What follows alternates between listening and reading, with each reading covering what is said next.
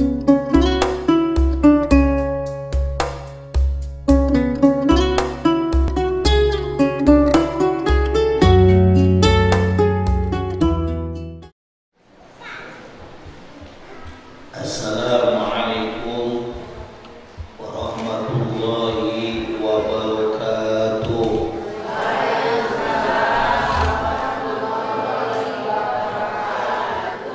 Alhamdulillahi rabbil izzati wal jalali wasi'il karim. Asyhadu an la ilaha illallah al-malikul haqqul mubin. Wa asyhadu anna sayyidana Muhammadan abduhu wa rasuluhu shadiqul wa'dil amin. Wassalatu wassalamu ala khairi khalqihi sayyidina Muhammadin sallallahu alaihi wasallam wa ala alihi wa sahbihi ajma'in, amma ba'du.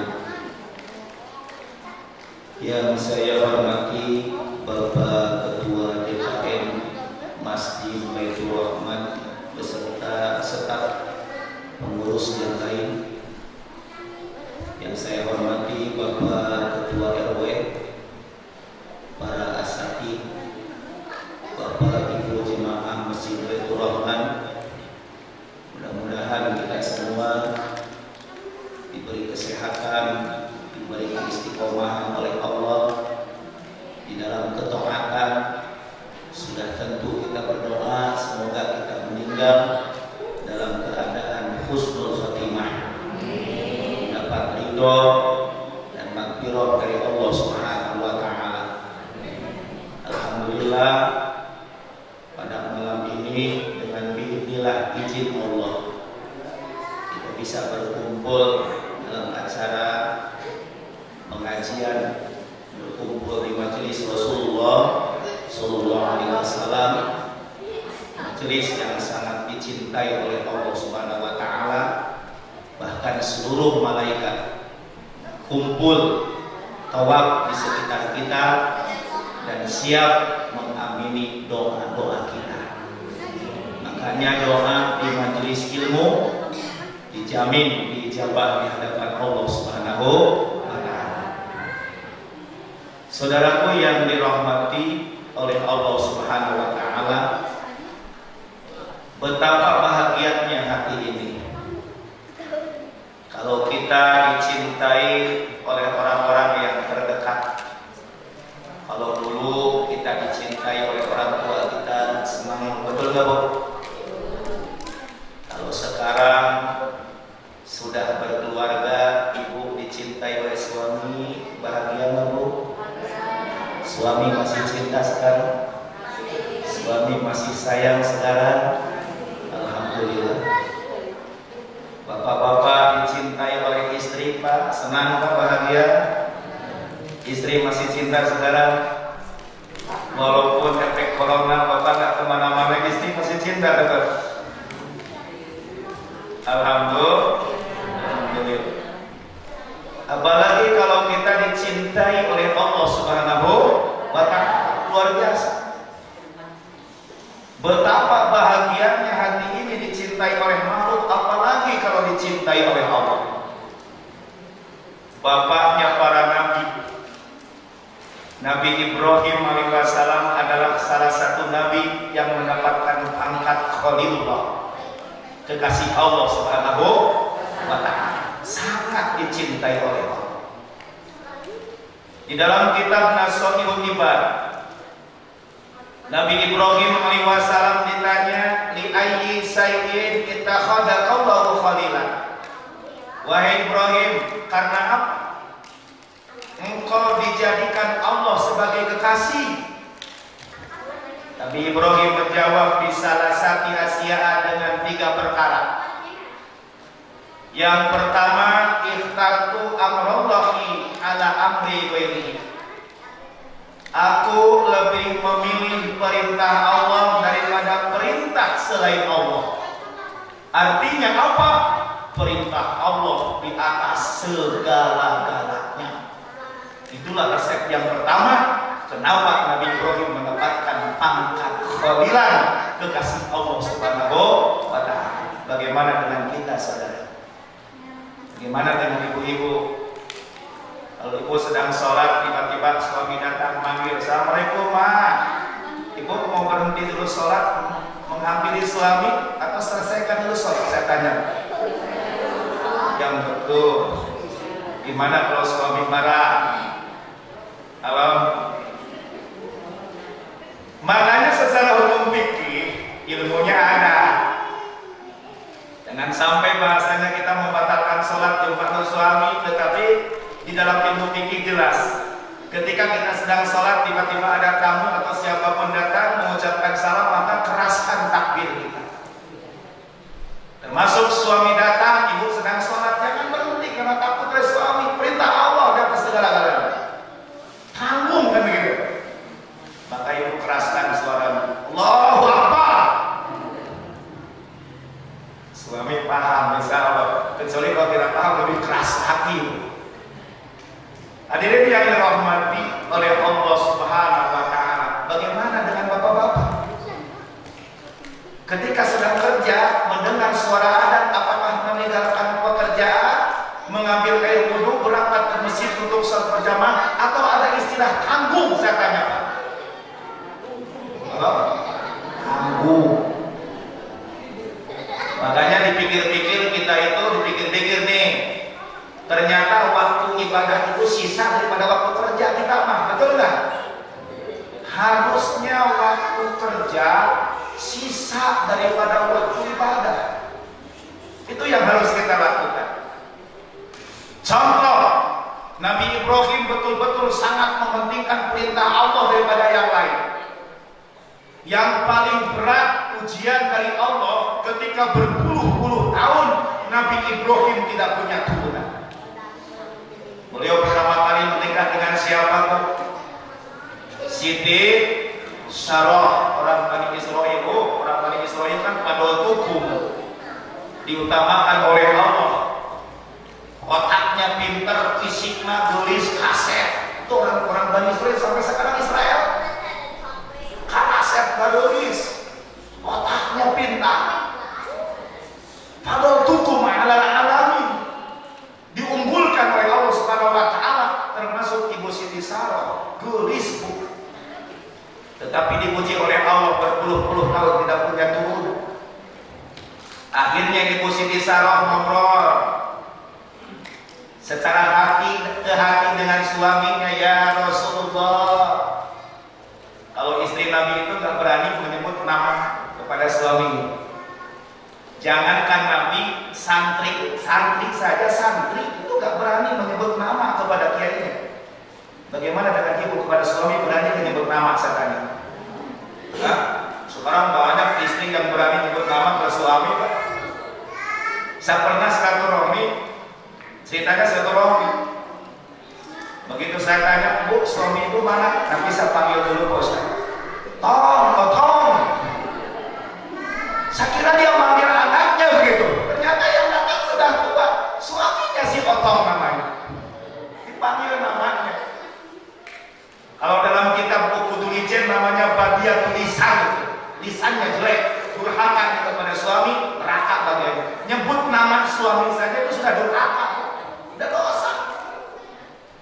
Walaupun dulu bahasanya teman sekelas, dulu betul-betul seumuran, tapi kalau sudah jadi suami, jangan sekali-kali panggil namanya Mas.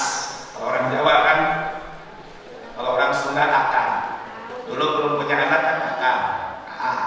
Kalau sudah punya anak apa bu? Apa? Abi. Bebek dulu Pak, bebek. Luar biasa. Gak apa-apa. Yang penting jangan menyebut nama. Seperti istri para nabi nggak pernah menyebut nama kepada suami. Istri-istri para nabi selalu menyebut pangkat kepada suaminya. Ya Rasulullah. Istri-istri Rasulullah, istri-istri Nabi Muhammad, ya Rasulullah. Siti Sarah termasuk istri Nabi Ibrahim menyebutnya ya Rasulullah, bukan ya Ibrahim. Tapi ibu jangan coba-coba menyebut nama pangkat kepada suaminya Hansip, ya Hansip. Suaminya Satpam, ya Satpam. Jangan, sebut saja seperti biasa. Lalu ngobrol Siti Sarah, ya Rasulullah, dari aku tidak punya turunan, sementara seorang Nabi dan Rasul harus punya turunan. Siapa tahu Allah tidak memberikan turunan dariku, silahkan menikah lagi. Luar biasa.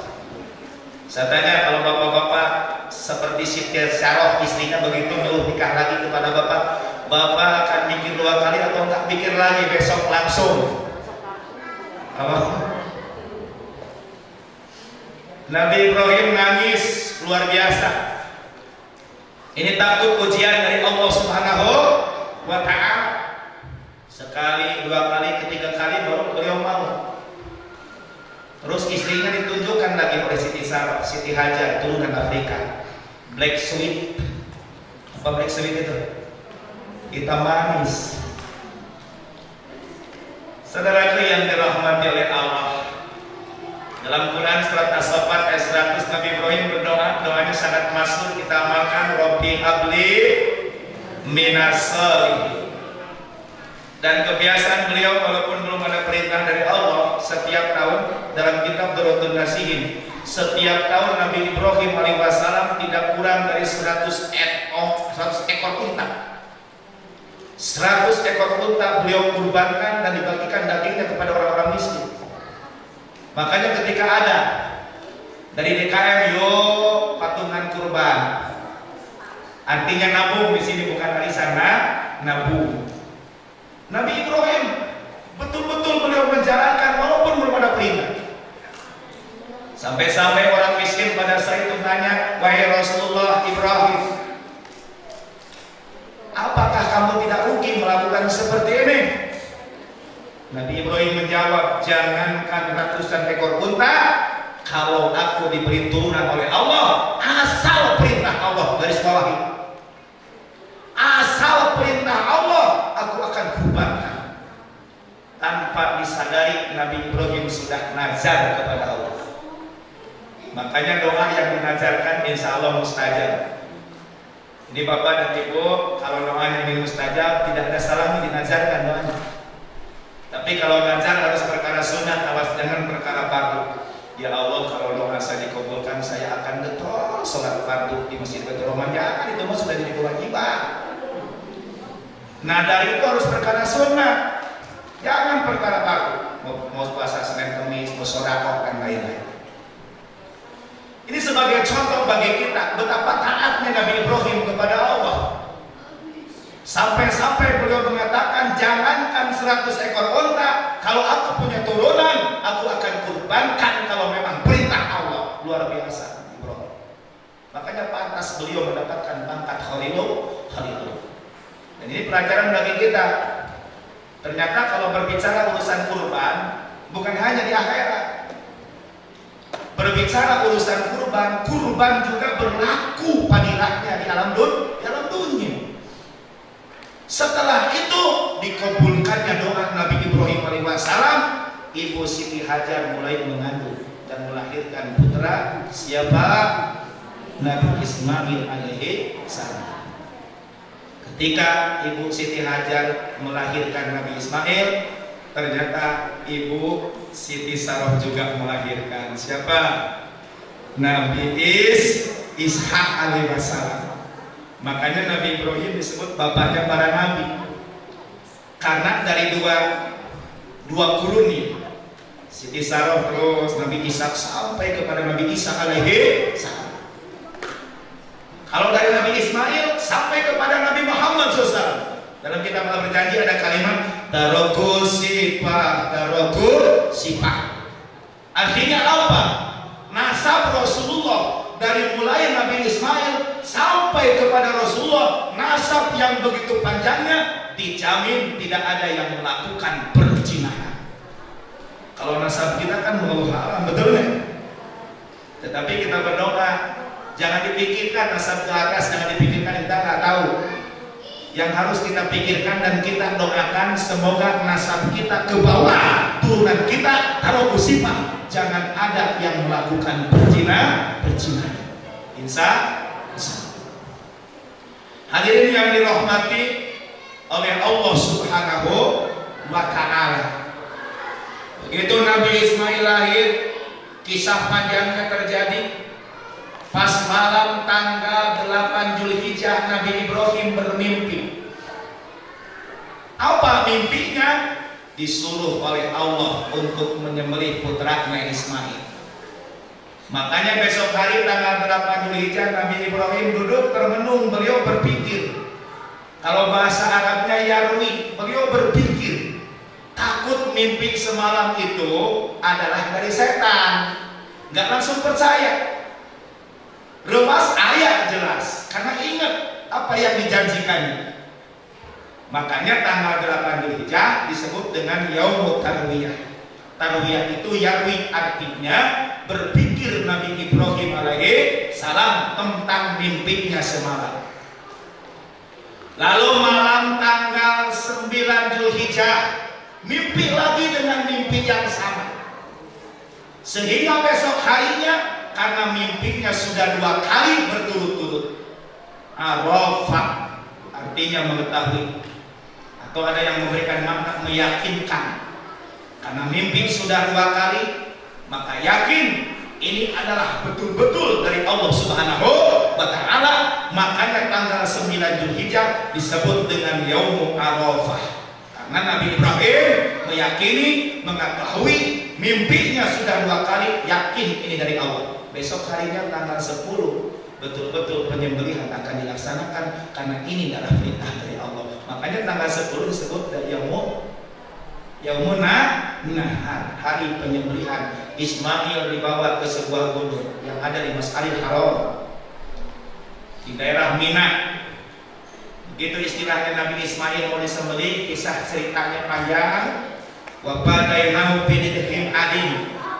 Dalam Quran surat As-Saffat, tiba-tiba malaikat Jibril datang membawa seekor kibas yang sangat besar. Digantilah Ismail dengan kibas dari surga. Maka sampai sekarang kurban bukan oleh anak, tetapi oleh hewan-hewan yang sudah ditentukan oleh hukum syara. Kebayang kalau Ismail dikurbankan, mungkin habis anak kita, betul nggak? Jangankan anak, kurban sapi saja susah. Jangankan anak, mau patungan kurban sapi saja susah, apalagi kalau anak, betul nggak? Makanya alhamdulillah, ini buat kesabaran Nabi Ibrahim. Ini sebagai contoh bagi kita. Kenapa Nabi Ibrahim mendapatkan pangkat Khalilullah, kekasih Allah? Yang pertama, Nabi Ibrahim lebih mementingkan perintah Allah di atas segala-galanya. Insya Allah. Hadirin yang dirahmati oleh Allah. Lalu yang kedua, kenapa Nabi Ibrahim mendapatkan pangkat Khalilullah? Wa mahtamamtu bima taqabbalallahu li. Kata Nabi Ibrahim, aku tidak pernah mementingkan, aku tidak pernah bingung, pusing memikirkan sesuatu yang sudah ditanggung oleh Allah, memikirkan sesuatu yang sudah dijamin oleh Allah. Apa itu? Rezeki, Pak. Mana buktinya? Quran surat Hud ayat 10, Quran surat Hud ayat 6. Wa ma min dabbatin fil ardi illa 'ala Allahi rizquha. Dan tidaklah aku menciptakan sesuatu yang berdiri di muka bumi, diumpamakan hewan. Dalam Ibnu Katsir disebutkan bukan hanya hewan, ciptaan Allah yang menapakkan kaki di muka bumi, dihidupkan oleh Allah. Ila ala rizquha, Allah kecuali Allah bertanggung jawab dengan rezekinya. Tidaklah Allah menciptakan makhluk hidup yang menapakkan kaki di atas bumi Allah kecuali Allah menjamin dengan rezekinya. Berarti jelas rezeki sudah dijamin oleh Allah Subhanahu wa Ta'ala.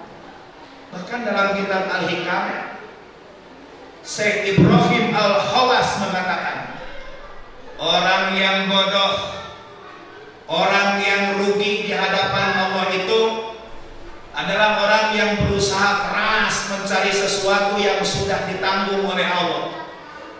Berusaha keras dari pagi sampai sore, bahkan sampai malam, dia mencari sesuatu yang sudah dijamin oleh Allah dengan meninggalkan sesuatu yang diwajibkan oleh Allah. Apa yang dijamin tadi? Rezeki. Yang diwajibkan ibadah.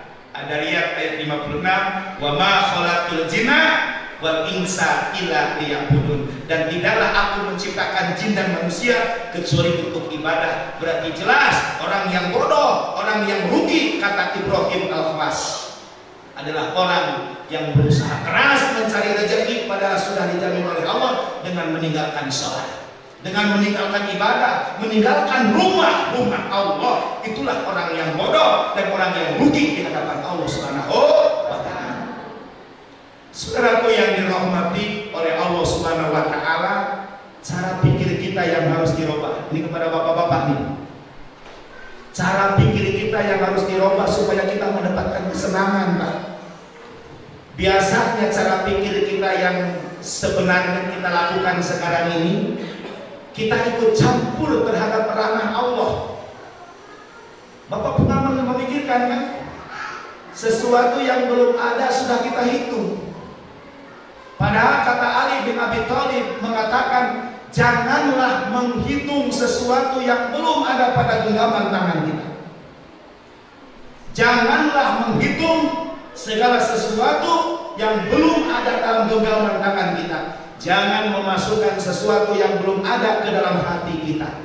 Ini kata Ali bin Abi Thalib. Murid tulis, masukkan status WA, kata-kata mutiara, sebarkan kebaikan. Jangan di status WA itu yang bulat merah, bulat terus keluar air mata. Kata-kata mutiara. Ali bin Abi Thalib mengatakan apa tadi? Janganlah menghitung sesuatu yang belum ada pada genggaman kita. Ini kebiasaan kita, Pak. Can ayat mesti dihitung, betul nggak, Pak? Sabar ya. Padahal itu kan urusan Allah. Saya kerja 1 minggu, yang gajinya mingguan, yang gajinya bulanan. Saya kerja 1 bulan gaji sekian, pengeluaran sekian. Oh, ternyata defisit dikurang. Akhirnya besok hari mau kerja lulus, Pak. Karena kita menghitung sesuatu yang belum ada pada tangan kita, dan kita ikut campur terhadap urusan Allah Subhanahu wa ta'ala. Rezeki urusan Allah nggak usah kita pikirkan. Yang harus kita pikirkan apa? Bagaimana caranya badan kita sehat, bagaimana caranya kita bisa istiqomah ibadah kepada Allah Subhanahu wa ta'ala. Istiqomah ibadah, berdoa, badan sehat, bismillah, besok kita bisa ikhtiar dengan sehat dan penuh dengan keyakinan, tidak putus asa terhadap rahmat Allah Subhanahu wa ta'ala. Bismillah, urusan hasil silahkan Allah yang ngatur. Insya Allah sekecil apapun pekerjaan pasti ada hasil. Insya Allah. Mualir kalau begitu, yakin mualir. Kebanyakan orang pusing itu karena memikirkan sesuatu yang belum ada, memikirkan sesuatu yang sudah ada pada jaminan Allah Subhanahu wa ta'ala, jaminan ta'ala. Yuk kita kebiasakan. Yang harus kita pikirkan bagaimana kita sehat, bisa istiqomah ibadah, terus kita bisa ikhtiar. Urusan rezeki silahkan Allah yang ngatur. Insya Allah yang penting kita barokah. Saudaraku yang dirahmati oleh Allah, sebenarnya konsep kehidupan manusia itu sudah ada. Allah sudah memberikan konsep kehidupan supaya kita bahagia. Tinggal kita menjalankan. Keluar dari konsep Allah, jangan berharap kita bahagia. Mana konsep Allah?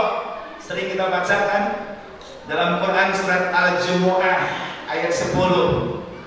Fa'idha qudiyatis sholatu fantasiru fil ardi wabtagu min fadlillahi wazkurullaha katsiran la'allakum tuflihun. Ini konsep kehidupan yang Allah berikan kepada kita. Faidah qudiyatis sholatu, maka ketika beres melaksanakan sholat, fantasiru fil ard, maka silakan bertebaran di atas bumiku, kata Allah. Artinya apa? Awali kegiatan kita urusan dunia dari masjid. Begitu beres melaksanakan sholat berjamaah dari masjid, kita keluar masjid berikhtiar sesuai dengan kasab kita masing-masing. Wabtagu min fadlillahi, kata Allah. Carilah karunia. Yang dimaksud karunia adalah mencari rezeki yang sudah disiapkan dan dijamin oleh Allah. wazkurullaha katsiran, perbanyaklah berzikir kepada Allah. Yang dimaksud adalah ketika kita mendapatkan rezeki, berapapun rezeki yang Allah berikan hasil ikhtiar kita, syukuri. La'alakum tuflihun, maka kalian akan menjadi orang-orang yang beruntung dan bahagia. Ini konsep kehidupan dari Allah. Makanya yuk di bulan Muharram ini kita gaungkan kembali ke masjid. Makmurkan masjid. Awali kegiatan kita urusan dunia dari masjid. Insya Allah barokah. Ini dicontohkan oleh Rasulullah SAW. Konsep Allah ini diamalkan oleh Rasul. Konsep Allah ini diamalkan oleh para ulama, orang tua kita dulu. Kalau ulama dulu tidak menjalankan konsep Allah, saya yakin NKRI tidak akan ada. Kalau dulu para ulama tidak menjalankan konsep yang dijelaskan tadi, bukan surat Al-Jumu'ah ayat 10, saya kira kita tidak akan punya NKRI, Pak. Contoh nih, Rasul menjalankan konsep Allah. Ketika Rasulullah SAW hijrah dari Mekah tahun ke-13 kenabian, ada yang menyebutkan tahun ke-14 kenabian, Rasul hijrah ke Yastrib. Pada saat itu namanya Yastrib, bukan Madinah. Pertama kali Rasulullah SAW menginjakkan kaki di tanah Yastrib yang sekarang Madinah, itu di daerah Kuba. Selama 22 hari Rasulullah SAW berada di Kuba sebelum ke kota. Apa yang Rasul lakukan ketika sampai di Kuba? Apakah Rasul merancang perekonomian? Oh tidak. Apakah Rasul merancang taktik perang untuk melebarkan kekuasaan Islam? Tidak. Tapi begitu sampai ke Yastrib di tanah Kuba, Rasulullah SAW mengumumkan kepada orang-orang di sana, "Hei orang-orang Kuba, siapa di antara kalian yang punya tanah? Bismillah, kalian wakafkan untuk pembangunan masjid di tanah ini." Luar biasa. Begitu ada seruan dari Rasul bahwa Rasul akan membangun masjid, dan siap seluruh warga Kuba, jangankan yang kaya yang banyak tanahnya, orang miskin saja yang tanahnya satu-satu dipakai untuk kehidupan diri dan keluarganya, siap untuk diwakafkan biar tidak punya tanah sekalipun. Luar biasa. Daftar kepada Rasul semua. Tapi kan Rasul harus adil. Tidak mungkin kan ditunjuk seseorang nanti akan menyakitkan, betul nggak? Bagaimana cara keadilan Rasul? Rasulullah SAW mengatakan begini, wahai kaum Kuba, supaya adil, di mana masjid akan dibangun, nanti aku akan lepaskan unta yang biasa aku tunggangi. Ketika unta tersebut berdiri di sebidang kanan, di sanalah masjid akan dibangun. Luar biasa. Adil nggak Rasul? Adil. Begitu unta dilepaskan, seluruh orang Kuba yang punya tanah pada saat itu berdoa kepada Allah. Supaya apa? Supaya untanya diam di atas tanahnya dan tanahnya dipakai untuk pembangunan masjid. Semua berdoa seperti akan mendapatkan hadiah begitu. Berdoa kepada Allah. Bagaimana kalau unta tersebut dilepaskan ke geraha, Pak? Di sini unta Rasul. Bapak berdoa supaya diam di tanah Bapak, atau dibahke deh kalau adil di tanah mana? Hadirin yang dirahmati oleh Allah, luar biasa. Begitu unta berkeliling cukup lama, berdebarlah hati-hati orang Kuba pada saat itu, dan terus berdoa kepada Allah. Ternyata unta tersebut berdiam di sebidang tanah miliknya orang miskin pada saat itu. Si miskin langsung sujud, beliau menangis, ya Allah, alhamdulillah, ya Allah, aku bersyukur, ridho ya Allah, walaupun aku tidak punya tanah sejengkal pun, yang penting tanahku dipakai pembangunan masjid pertama kali di tanah Madinah. Luar biasa. Apakah kita bisa seperti itu, Pak? Berkorban demi agama, berkorban demi negara, apakah kita bisa seperti itu? Seperti perjuangan orang-orang Kuba, orang-orang Madinah. Hadirin yang dirahmati oleh Allah Subhanahu wa taala, maka dibangunlah masjid dengan bentuk yang sangat sederhana dari kelapa kot. Begitu beres masjid dibangun, maka Rasulullah SAW menyuruh kepada siapa? Kepada Bilal untuk mengumandangkan adzan pertama kali pada saat itu sholat asar. Adzan pertama kali di tanah Madinah dikumandangkan oleh Bilal ketika Bilal adzan, semua menangis. Tidak ada satu pun orang Islam pada saat itu yang tidak menangis. Saya tanya, kalau di Masjid Baitur Rahman ini ada yang ada ibu dan bapak nangis nggak? Saya tanya. Halo, ibu pernah nangis dengan suara adzan? Ya kalau di Madinah nangis, betul nggak? Kalau di Haram kita nangis, yang adanya enak loh. Luar biasa. Begitu beres adzan, qomat, maka dilaksanakanlah sholat berjamaah. Selesai sholat berjamaah, baru Rasul merancang perekonomian. Baru Rasul merancang perjuangan. Berarti Rasul menjalankan konsep Allah, faida qudiyatish sholatu fantasiru bil ardh.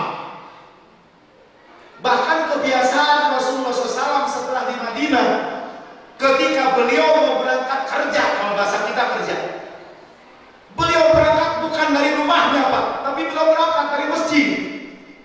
Dari rumahnya beliau berangkat ke masjid, masuk ke dalam masjid, sholat 2 rakaat di masjid, ke masjid, bismillah beliau berangkat.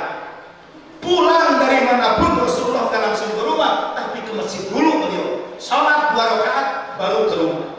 Jadi beliau betul-betul menjalankan konsep Allah Subhanahu wa Ta'ala. Dan ini sebagai contoh bagi kita bahwa masjid itu bukan hanya untuk sholat saja.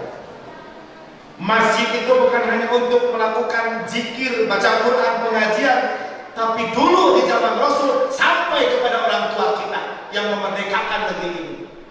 Masjid di samping dipakai ibadah juga dipakai untuk perjuangan. Betul nggak? Merancang perjuangan. Itu kan kisah tanggal 10 November Hari Pahlawan, yang pada saat itu Sekutu sudah mendarat di Surabaya, dan Sekutu sangat optimis dalam sekejap Surabaya akan hancur, kata mereka, karena mereka betul-betul persenjataannya luar biasa. Tapi apa yang terjadi? Bung Tomo pada saat itu tidak berani beliau mengajak untuk berjuang sebelum beliau datang kepada ulama dan memohon berdoa kepada ulama. Makanya kalau pejabat dengan ulama, dekat dengan ulama, saya yakin selamat. Kalau pejabat akan melakukan apapun, bertanya kepada ulama, insya Allah selamat. Maka saya sarankan kepada pejabat-pejabat, mungkin di sini ada pejabat ditugaskan dimanapun, tolong dekati ulama. Ketika kita tugas dimanapun, yang pertama kali disilaturahman adalah ulama, jangan kepada yang lain.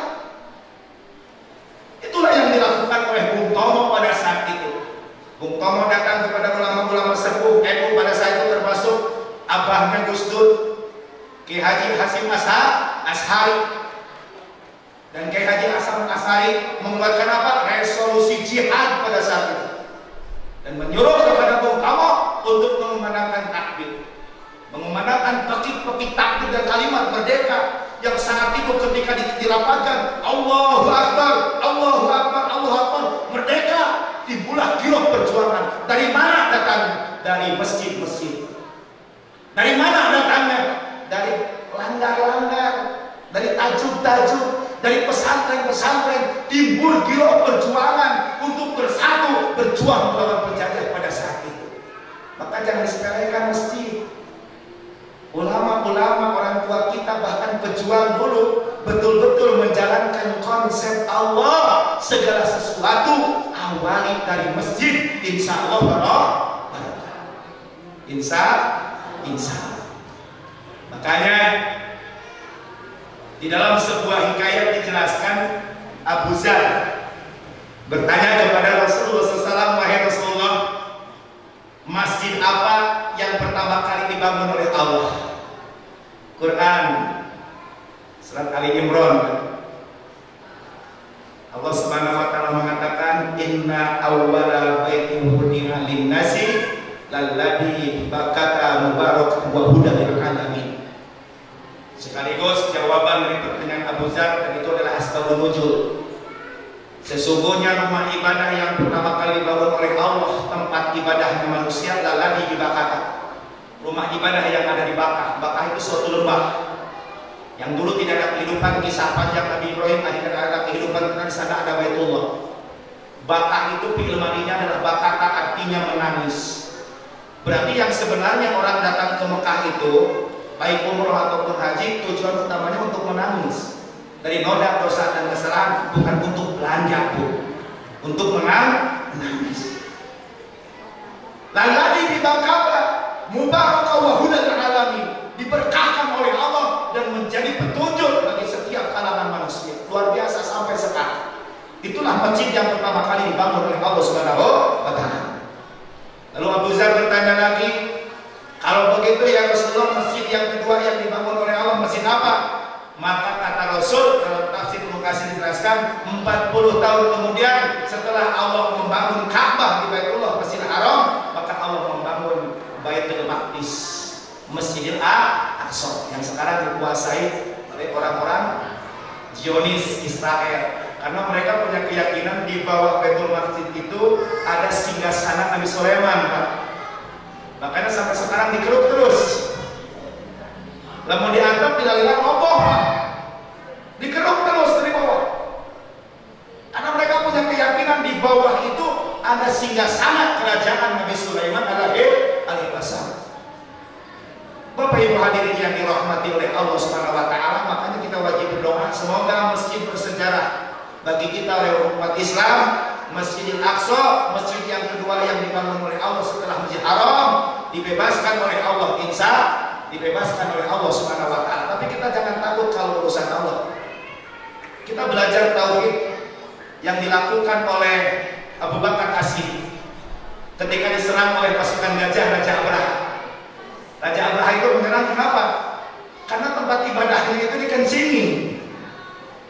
Dikencingi oleh orang Arab. Makanya Raja Abraha menyerang, mau menghancurkan tempat ibadah orang Arab. Itu sampai di Muzdalifah mengadakan perundingan dengan Abu Bakar Siddiq.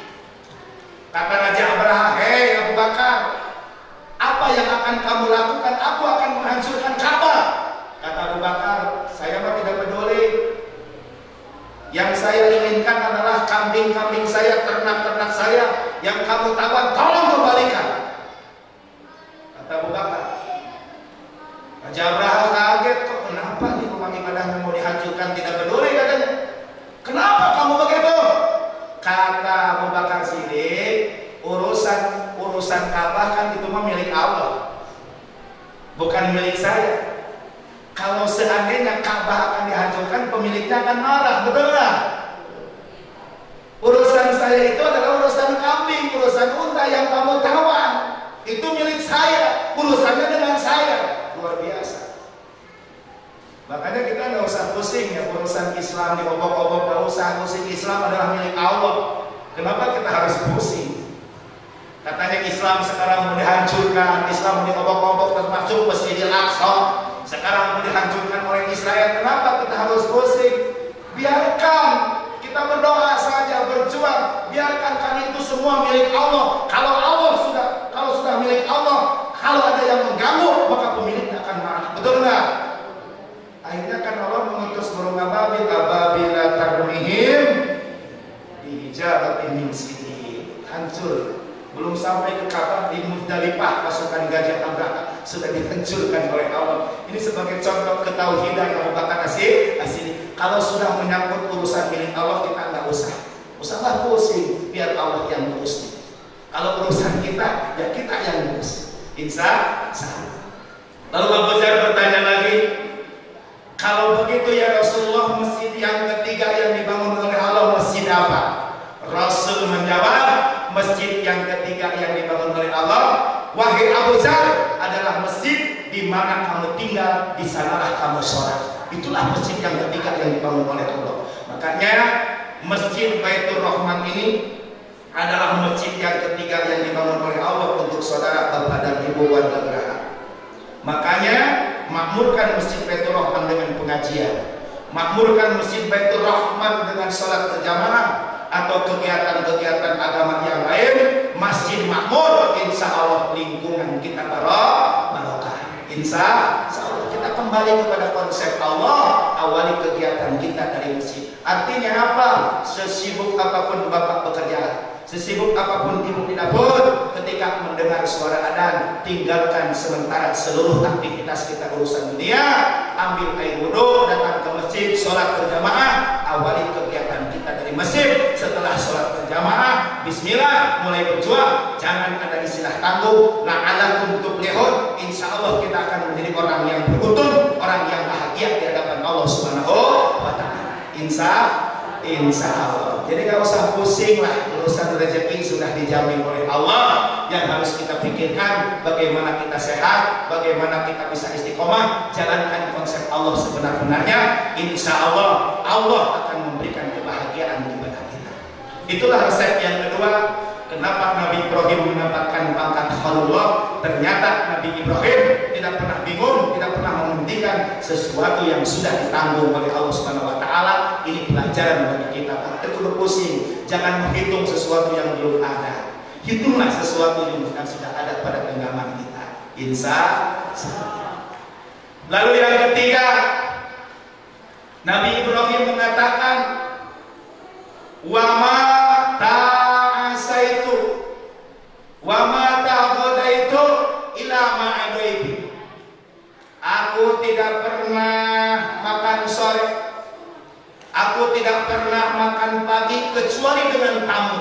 Ini resep yang ketiga, Nabi Ibrahim mendapatkan pangkat Allah. Artinya apa? Nabi Ibrahim sangat senang kalau sudah makan berjamaah, apalagi kalau ada tamu. Islam juga akan mengajarkan kalau ada tamu itu apa yang harus kita lakukan. Suruh masuk, masuk. Ya mereka kumaha, kamu ketika datang mesti tanya, rek naon hadir, betul nggak? Suruh masuk tamu, masuk. Misalkan tamu di sini sama DKM, Ustaz Jaja kan masuk dulu, masuk. Gak pernah ditanya, masuk. Setelah masuk apa? Suruh duduk. Setelah suruh duduk, subuhan, minimal air putih, minimal air putih. Suruh minum dulu, mana dileur. Nah setelah tamu duduk, setelah tamu minum, kita juga minum berjamaah, baru ditanya apa maksudnya.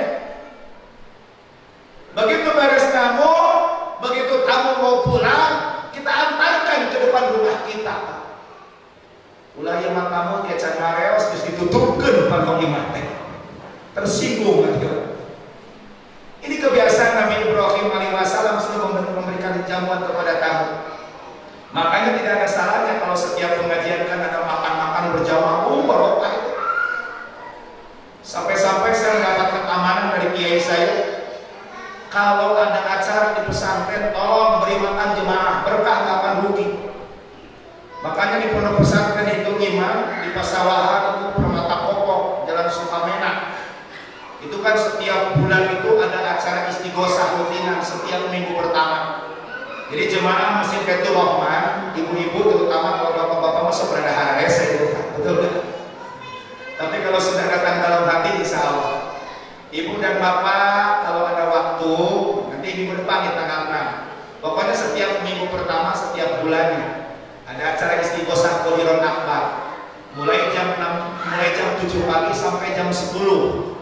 Jadi kalau bapak dan ibu masih ada acara yang lain, insya Allah tidak akan mengganggu. Contoh ada keundangan, kan undangan jam 11 sampai bukanya, bisa ikut zikir dulu, berkah insya Allah. Maka saya seamal dari kiai, kalau ada acara di pesantren tolong beri makan jemaah setiap sebulan sekali. Saya nggak modal Pak, mengeluarkan biaya prasmanan. Begitu beres zikir berjamaah, prasmanan 2 meja untuk bapak-bapak, jemaah laki-laki, jemaah perempuan, makan ramai setelah istighosah, lalu diberi makan. Rugi enggak? Enggak Pak, diganti oleh Allah betul-betul. Makanya setiap bulan itu seperti restoran, menunya beda-beda. Kalau keuangannya agak-agak sedikit rada kurang begitu, paling sayur lodeh. Kalau ada pas rezekinya bisa sembelih kambing Pak, itu bisa mencapai 10 juta satu kali modal untuk menjamu jemaah. Kalau yang biasa-biasa ya tidak kurang daripada 4 juta. Rugi enggak? Tidak rugi, diganti oleh Allah Subhanahu wa Ta'ala. Bahkan ketika corona terjadi, ibu-ibu jemaah sudah tanya, Pak Haji, iraha dan mengajukan istighosah ini, kenapa gitu Bu Ibu sudah rindu zikir atau rindu dengan parasmananya, kata saya. Dua-duanya Pak Haji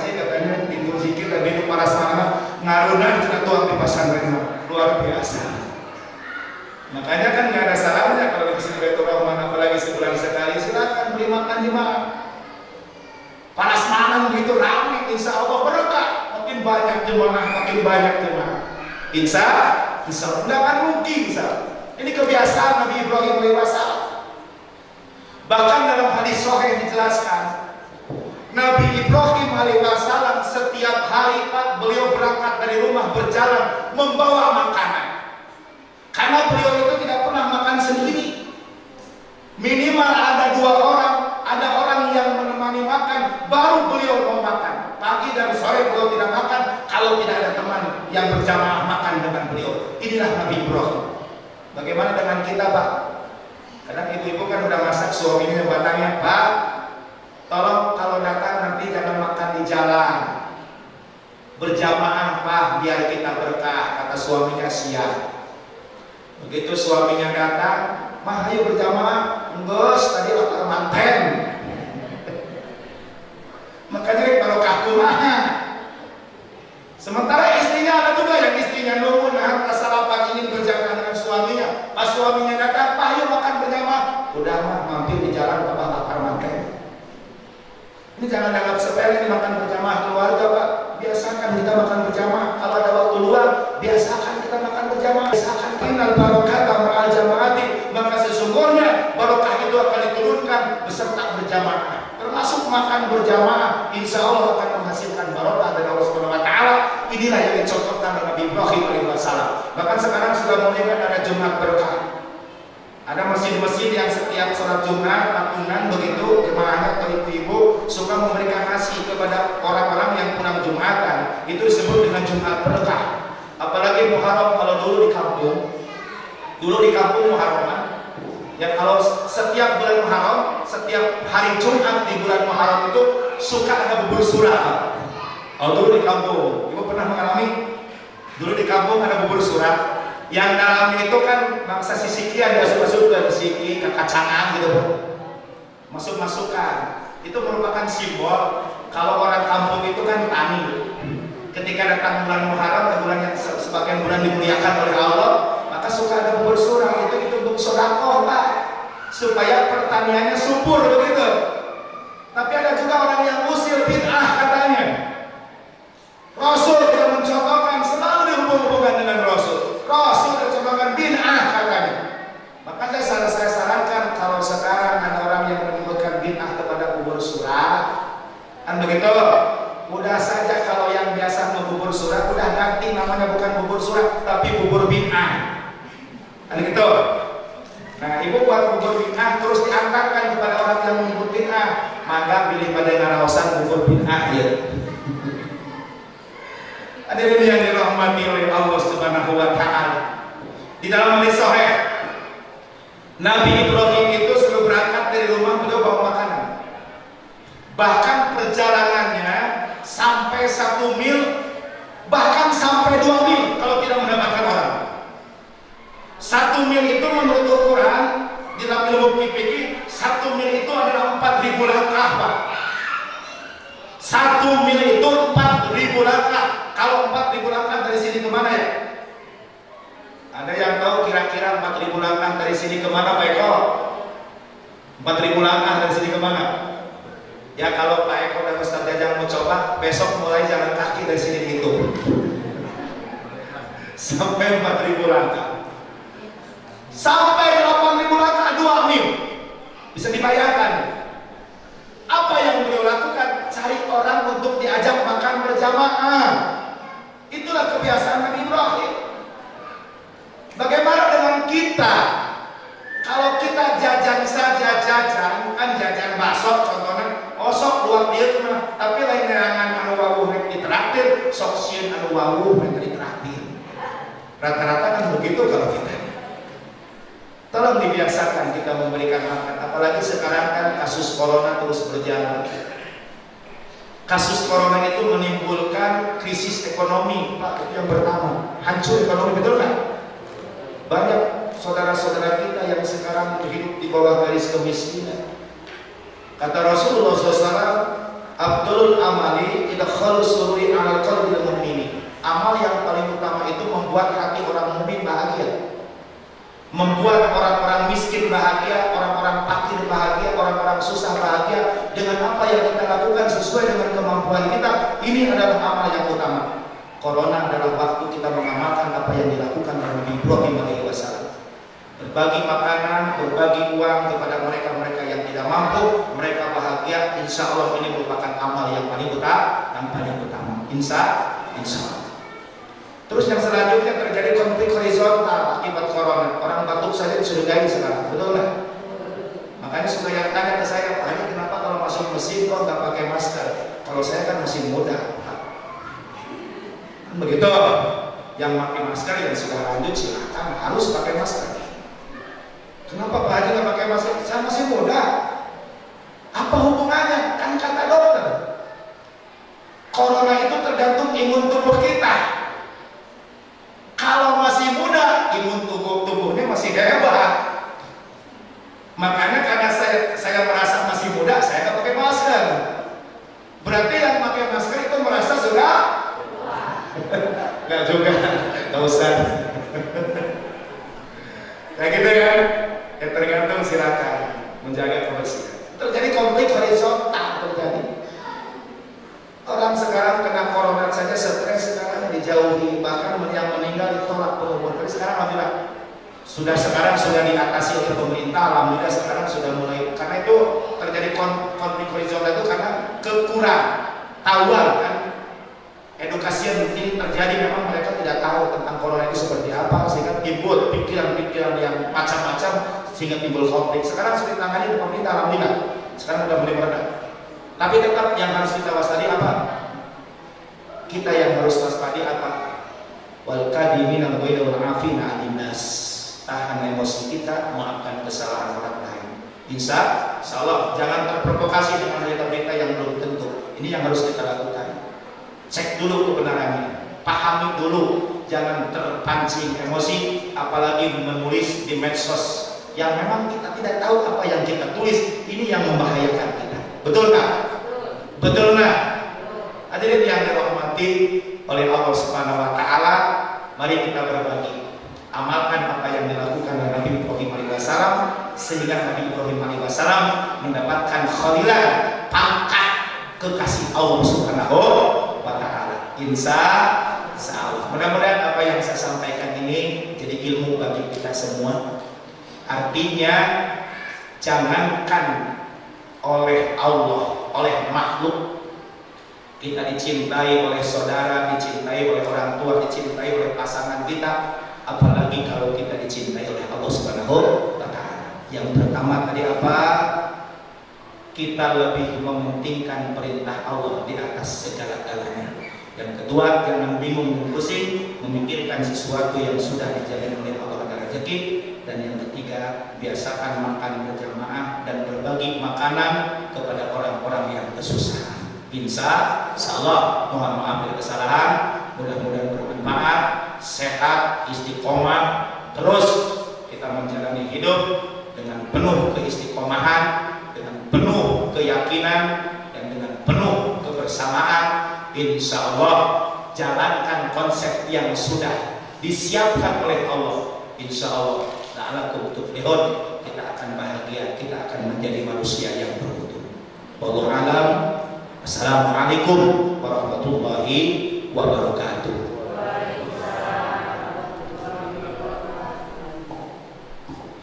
Salim radhiyallahu tabaraka wa ta'ala kulli sahabati Rasulillah ajmain. Amin ya Allah ya rabbal alamin. Allahumma ighfir lana wal muslimin warhamna wal muslimin wahdina wal muslimin wasalimna wal muslimin wa'afina wal muslimin warzuqna wa barik lana wal muslimin ansurna 'alal qaumil kafirin. Allahumma qsim 'ana wa 'anhum minal bala'i wal waba'i wal fitana wal rad wa ta'una ma la yasibuna ghairu. Allahumma ij'alna min fitnati hadhihi dunya salimin.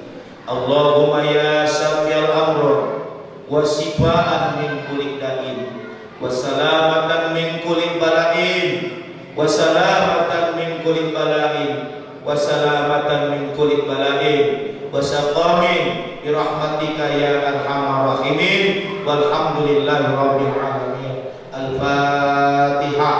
A'udzu billahi minasyaitonir rajim. Bismillahirrahmanirrahim. Alhamdulillahi rabbil alamin. Ar-Rahmanir Rahim. Maliki yaumiddin. Iyyaka na'budu wa iyyaka nasta'in. Ihdinas siratal mustaqim. Shiratal ladzina an'amta 'alaihim ghairil maghdubi 'alaihim waladdallin.